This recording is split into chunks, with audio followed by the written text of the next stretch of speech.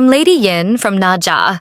My husband and son are the protagonists in many plots, and they all become gods. I, with only a family name, is just a normal housewife who is dedicated to cultivate and look after my son Naja. But I am not just a tool. I am an army general who can fight for my hometown and use the weapon to protect my family. I've heard that someone is discussing my status in the story. Let's listen to what they're discussing. Hello everyone, this is the Gender Roundtable podcast, a conversation place to discuss recent hot gender issues. I'm Emily, an animation screenwriter who really wants to write a remarkable story.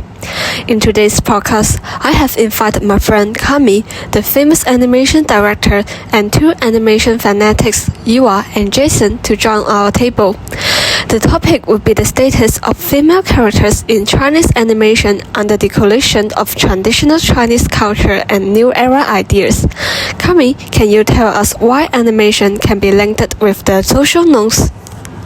Thank you, Emily. To answer this question, I would like to refer to Michel Foucault's theory of power knowledge, which states that knowledge is combined with power.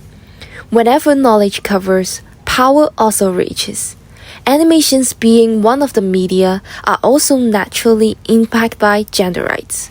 In recent years, the frequencies and importance of female characters in Chinese animation have increased significantly, and there are also more works with women as protagonists.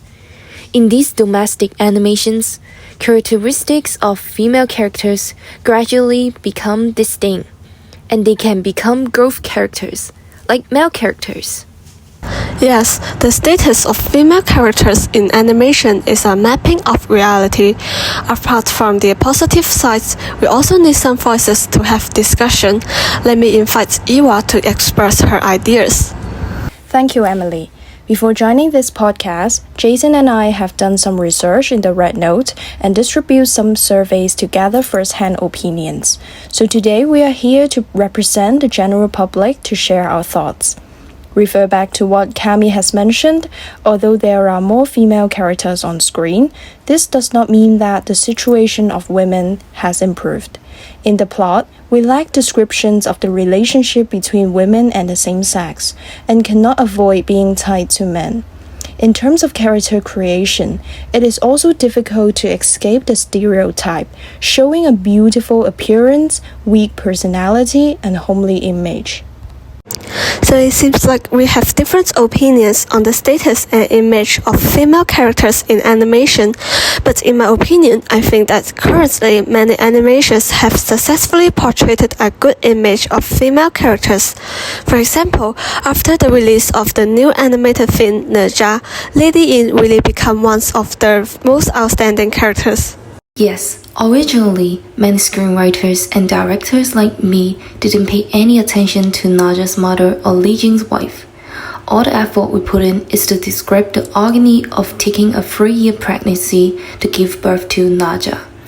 This was just focusing on the identity of mother, which was a main characteristic of female image in Chinese animation.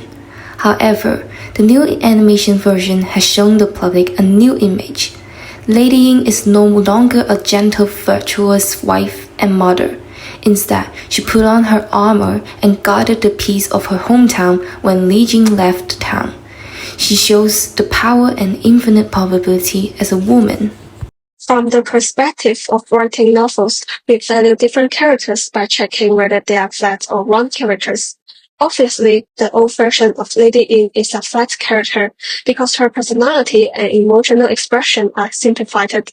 However, Lady Yin in Naja 1 and 2 has a richer setting composed of multiple dimensions. When facing different people and events, she shows different personalities, constructing a round character. For example, she is gentle when she stays with her son, but becomes brave and decisive during fighting. Well, although the identity of Lady Yin changed a bit, her highlights have not changed from the past. What the audience remembers is her unconditional maternal love that she ignored the pain to hug her son before she died. This setting is still following the traditional thought. The contribution of a female character is just to sacrifice herself to promote the transformation of male roles, and her value can only be based on the identity of a mother or wife. This problem has actually always been a pain point for those domestic animated films. Even though some female characters have more diverse personality settings, their positioning and contribution are still tied to love and family relationships, which leads to the fact that their value as a self is not appraised. Jason, I know it's true that Lady Yin is sacrificing herself to show her love to her son, but there is also no denying that she has depicted her bravery in scenes of battling and death without any involvement in the relationships you mentioned. What is proving her importance is that her sense of existence in the play is equal to or even surpass that of her husband Li Jing. And we need to clarify one thing. It's hard to find a perfect person in animation or even in real life. Therefore, sometimes it is unavoidable to skip some parts of the description of a character to keep the more important parts within the time limit. In this story, Lady Ying's death occupies the climax of the film, which helps to drive the plot and leave a deep impression on the audience. These are the rising status of female characters. Okay, if we depend on the plot structure, then a representative character should be fully expanded in an objective view. But why the film cannot pass the Bechdel test? This is a measure of the representation of women in film and other fiction.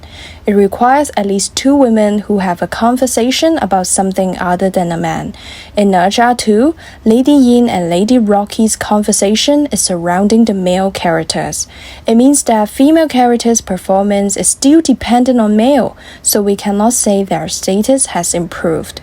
It's hard to ask a story with a male protagonist to have a plot that is completely unrelated to the protagonist. But there is another traditional Chinese story that may be able to better illustrate this issue. I guess what you want to say is the White Snake sequels. I have watched all three, and I can proudly say that the female characters in White Snake are no longer depicted as traditional weak women dependent on patriarchy. Instead, they have been transformed into independent and powerful figures, gaining personal growth while encountering challenges. So we can see that in recent years, an increasing number of female characters in Chinese animation are portrayed as dynamic figures rather than being restricted to traditional roles like caregivers or figures subordinated by the patriarchal influences. Actually, the core narrative of White Snake Seekers still follows the narrative that a man and a woman facing challenges together, mutually growing and developing romantic feelings for each other through a series of accidents. As a result, the key plot points are centered on love, making it difficult to fully escape the constraints of traditional male perspective in storytelling. Yeah, I agree. In the movie, Baisha is portrayed as a passive female character who is rescued by Xu Xian. Moreover, their mutual affection develops after only a few days of acquaintance, but the animation lacks the gradual interactions required to effectively convey the evolution of their feelings. This makes the plot superficial and depict Baisha as a love struck who falls in love with others easily, suggesting that the production is still confined to patriarchal ideas and make the characteristic of the female role too flattened, without versatility in their characterization. These limitations are common in the adaptations of classic Chinese literature, as there is often a need to stay related to the original narratives. Furthermore, during the adaptation process, creators must consider market demand and the influence of consumer society, which frequently necessitates the retention of certain elements from the original story, including romantic plotlines. So, I can conclude from your message that Chinese animation is still influenced by traditional perspectives. Even though some action scenes and plots depict women's growth, it cannot escape the notion of love. The roles are always tied to love or family. This results in the female protagonists normally facing concerns and dilemmas that revolve around others rather than themselves. To some extent, this places the female's needs in a position of otherness within the narrative, diminishing their status as main characters and undermining their significance in the story. This also raises an interesting question. Why are creators still restricted by traditional beliefs when producing Chinese animation? Are there any underlying factors that impacts female representations in this medium? If you don't mind, let me illustrate my point first. I think one major factor is the male dominance in production. Our industry is still largely led by men, which limits the diversity of perspective in animation. I found that there are so many female directors who often need to collaborate with their male counterparts to enter the industry, and I often found myself as one of the few women in the company. Yes, this may also tie into the influence of the patriarchal ideas in traditional Chinese culture, where the narrative stick to outdated social norms and contexts, which limits the exploration of progressive themes, especially for female characters.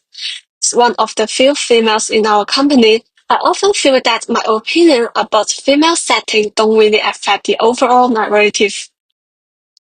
Exactly. Our recent survey highlights this issue. Majority of our respondents believe that avoiding stereotype is crucial for good role shaping. This clearly shows that people want more depth in female characters. And it is not just about avoiding stereotypes. More than half of our participants prefer current reforms that features more female protagonists over traditional forms of male supremacy. This is a clear sign of a growing demand for change.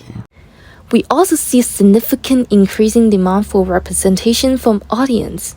People want characters that reflect the complexity of modern life, and they are becoming more critical of what they watch. That's the point. Public are no longer passively consuming media. The new era has brought them more diversified ideas of freedom and possibility. Audience demand meaningful representations of female characters that are well-rounded and complex. Just like Iwa has mentioned in earlier sections, female roles that are flattened in their characterization can also hinder the development of the plots. The reason why we argue about the design of female characters in animation is that it is not only an entertainment project, but also has a far-reaching educational impact. For example, our survey found that many people believe animation positively influences the perception of gender roles, but here's the problem. Many creators are still stuck in their ways. Interestingly, around 40% of our respondents think it's acceptable to sacrifice part of a character's image for the plot. While some flexibility is recognized, it often comes at the expense of depth in the character. There are also responses pointing to the rise of feminism and increased social awareness of gender equality as crucial factors in changing the status of female roles in animation. The audience are actively calling for more empowered characters. So what should we do about this? To deal with this, it is necessary to offer more opportunities to women's opinions in the field. More diversified voices can lead to better storytelling. And we need to encourage discussions about representation of gender in schools. This would be capable of helping future producers break free from the traditional plots and align with their productions with audience expectation for more mature female characters. In addition, while we strive for this change, it's crucial to recognize that reaching a consensus on these issues won't be easy. Different perspectives exist, but through collaboration and understanding, we can bridge these gaps and create more impactful narratives. I agree. We've tried to include more strong female characters in our films, but we acknowledge that various limitations still exist in our industry. It's a work in progress, and together we can drive the change needed for better representation. However, due to the limitations on the supply side, thus, from your perspective, there are still gaps that need to be resolved. Okay, let's now make a conclusion for today's discussion. The importance of female characters hasn't significantly changed. While some animations have female protagonists like Deep Sea, others still don't value female characters. Nowadays, we can only list a few animations that are excelling in role developments for females. Yes, for example, in Under One Person, Naja and White Snake, the female characters are powerful, both sentimental and righteous. However, in the past, there were many more meaningful female characters that truly represent women and related to society. It's crucial to portray female characters as more than just supporting roles. Moreover, they should have well-developed backgrounds and rich narratives that contribute to their complexity and depth. You all have high expectations, which is great, but we also need to consider reality. I think there is still a long road ahead for Chinese animation to make a real paradigm shift that satisfies most parties involved. To wrap up, let me pose a final question to everyone. How do you think the overall status of female characters in Chinese animation will be developed in the future? Feel free to drop down some comments. Bye bye.